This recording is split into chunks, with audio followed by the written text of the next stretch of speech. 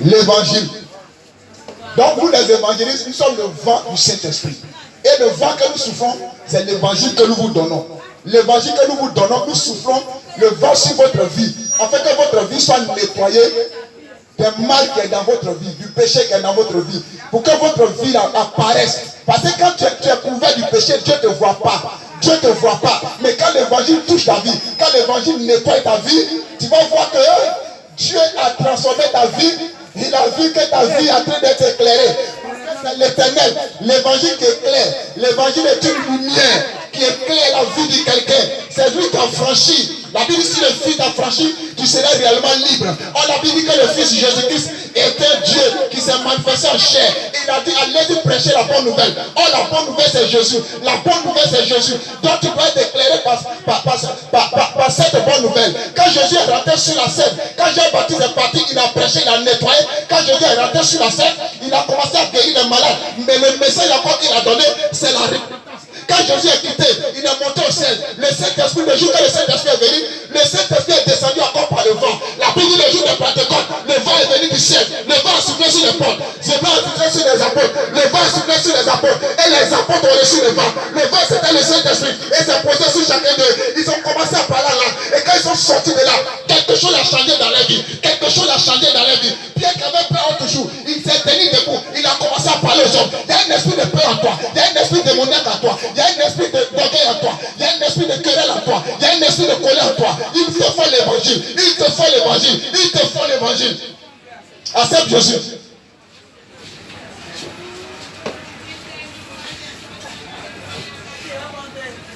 Vous voyez?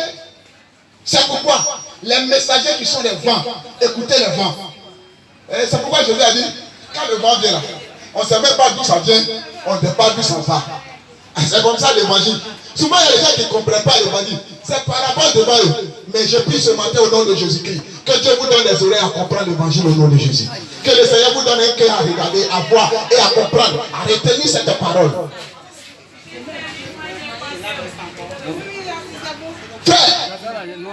Le messager, Jean était un vent. C'est pourquoi il est venu. Quand tu prends, il dit, quand tu prends le verset 17, il dit que Jésus a son vent à la main. Il nettoie ses airs et il met les bleus dans le grenier et les pains, il a les bleus dans le feu.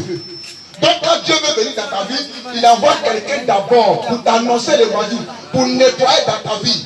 Et puis tu ne peux pas voir Dieu comme ça. C'est pourquoi les évangélistes, les Israélites, ils ont dit, Moïse, pardon, il faut parler à Dieu là-bas.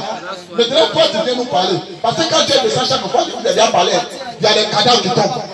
Les cadavres tombent dans le désert. Pourquoi? Parce qu'ils sont couverts par le péché. Parce que les critiques, Dieu n'aime pas.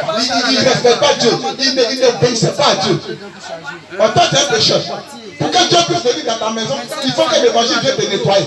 Accepter l'évangile que nous prêchons dans ce marché. Quelqu'un veut réaliser des grandes choses, il faut accepter l'évangile.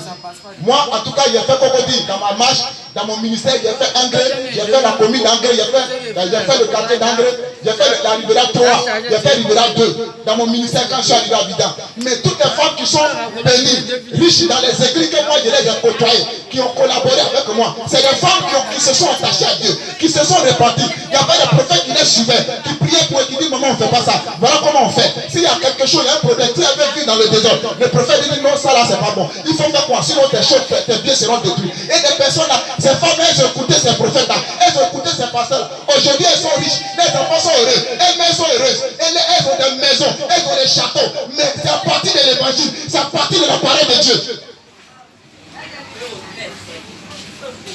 Il n'y a pas d'évangile de la prospérité, mais il y a l'évangile qui rend prospère. C'est ceux qui écoutent l'évangile qui sont prospères. Amen, amen. Amen. Les gens pensent quoi? On est venu ici, on n'a pas venu caresser quelqu'un.